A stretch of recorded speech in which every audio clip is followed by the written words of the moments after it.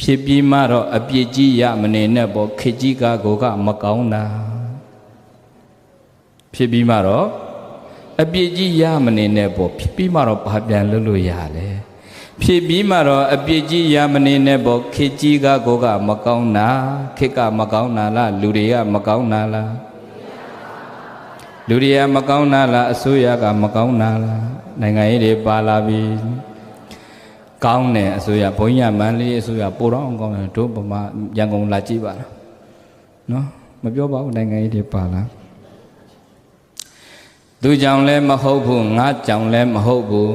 ဟေတုံပဋိစ္စတံဗုဒ္ဓအကြောင်းရှိလို့ဖြေရတာမြတ်စွာဘုရားကတော့အဲ့လိုဖြေခိုင်းတယ်သူကြောင့်လည်းမဟုတ်ဘူးငါကြောင့်လည်းမဟုတ်ဘူးဘသူကြောင့်မှမဟုတ်ဘူးဟေတုံပဋိစ္စတံဗုဒ္ဓံအကြောင်းရှိလို့ဖြစ်ရတာပဲတဲ့ဟေတုပင်္ဂနိရောဇန်ဒီအကြောင်းကုန်တော့လဲအကျိုးလဲကုန်သွားတာပဲဆိုတော့ရလတ်တိုင်းမှာအကြောင်းတရားဆိုတာရှိလားမရှိဘူးလားပရိသတ်အဲ့ဒီ